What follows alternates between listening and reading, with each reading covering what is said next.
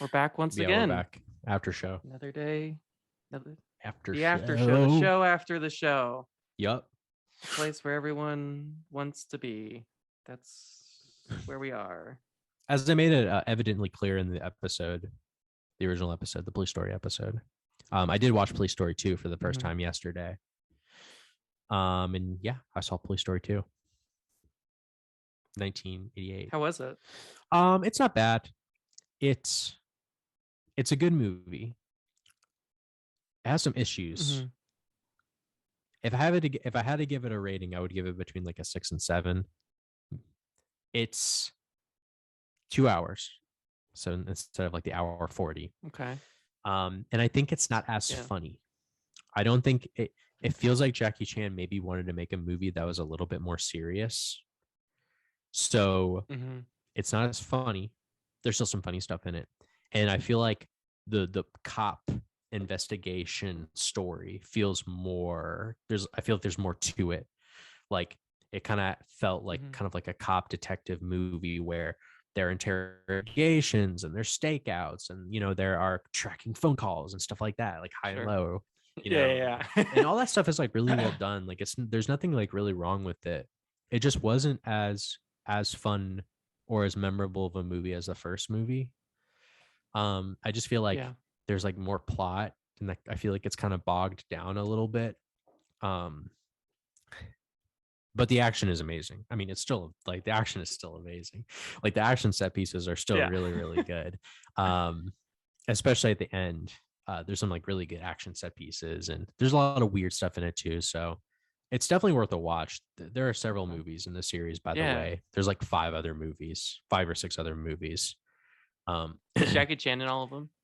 Not in all of them. Actually, in the third movie, I haven't seen the third movie, but in the third movie, it's like a buddy cop movie.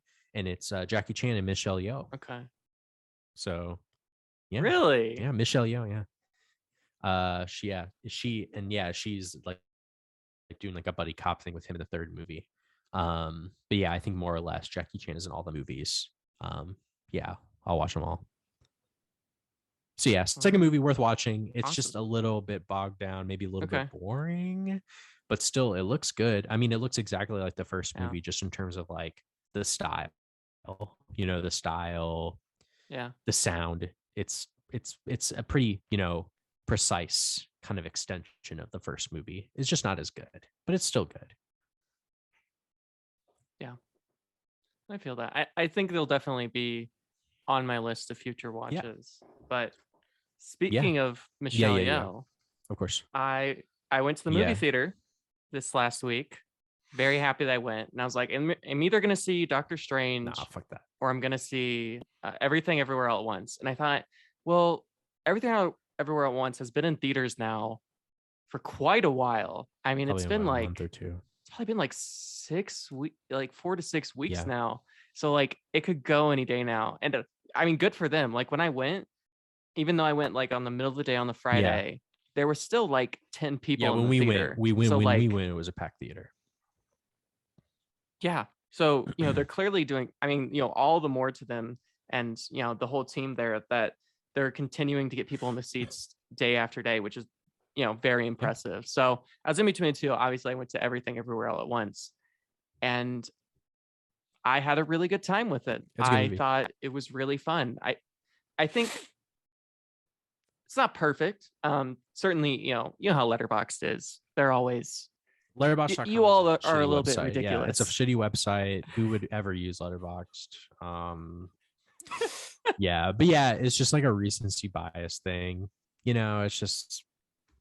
You know, some certain. It's like with Parasite, right? It's the same like Parasite was good, Parasite, which is fine. Like that's also a really good movie, but it's overrated.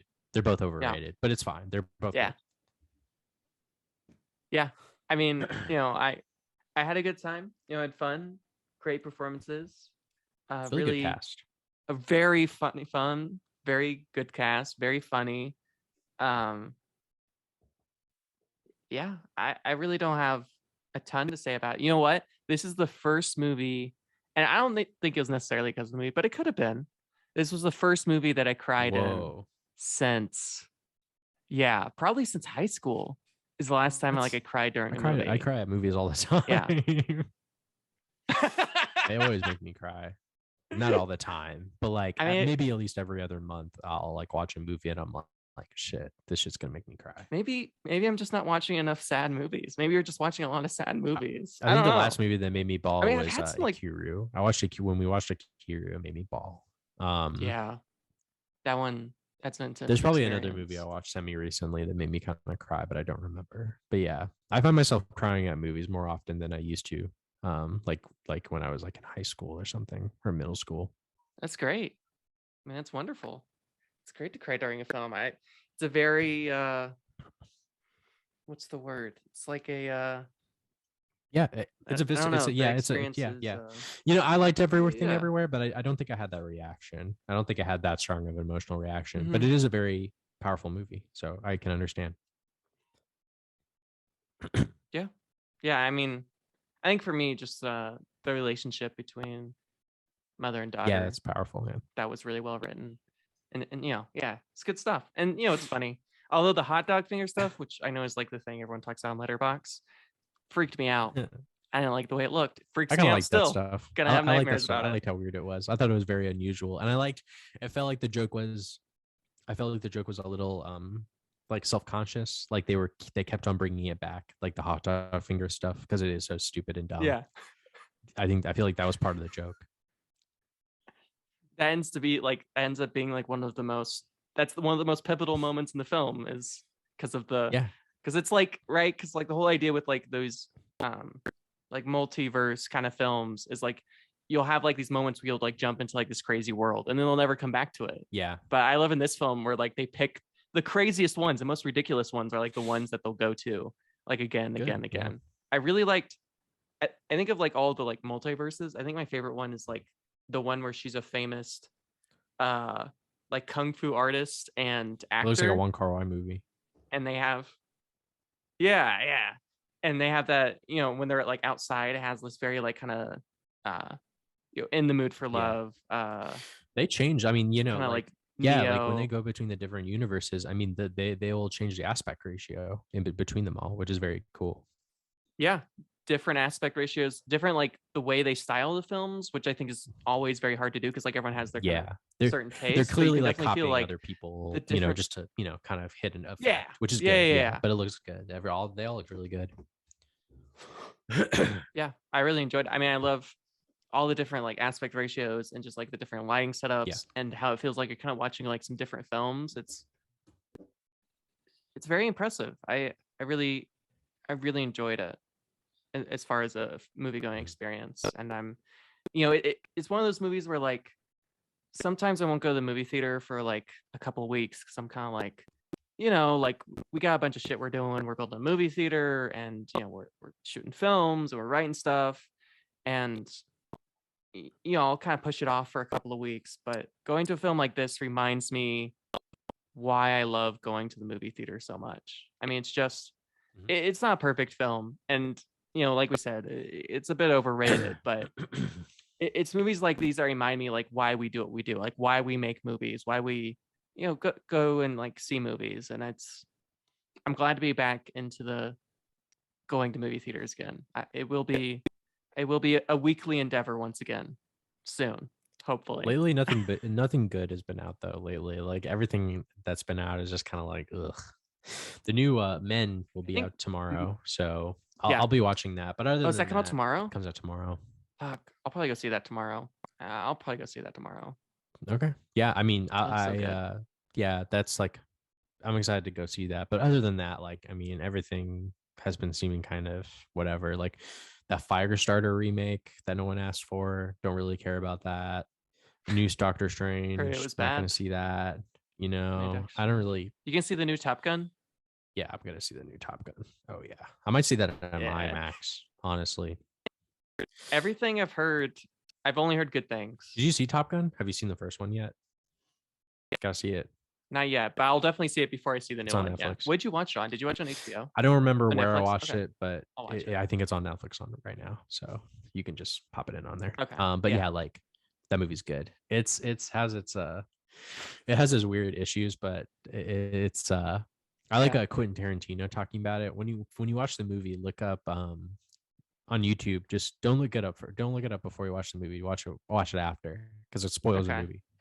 But look up like Quentin Tarantino Top Gun, and just like watch the clip of him talking about what Top Gun is all about. It's quite funny. But I like the Top Gun movie. It's a very well directed movie at the very least. And it's funny you say that, because like, I'm preparing to see that movie by watching the director's other movies. So like I watched I'm gonna watch the second Tron movie, but earlier this week I watched Oblivion, which is that weird science fiction movie that came out several years ago starring Tom Cruise. Very weird movie. Vaguely Morgan Freeman's in it. I didn't see it. It's like I can barely even. Are we talking like 2013? Like mid 2000? Okay. 2013. It sounds very familiar. It's like, I think I remember seeing like trailers for it, but very weird. I do recommend seeing it because it's a cool movie, good technology movie. Barren wasteland Earth. I don't really have much to say about the story because I don't want to like spoil anything, because it's just kind of a movie you should probably just watch and kind of take in. But Tom Cruise, he's doing his sci-fi action movie thing.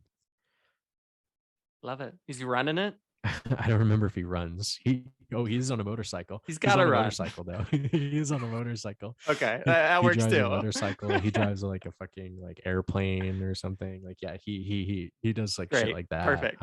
But he's good. Yeah, I recommend it. But it was just kind of weird.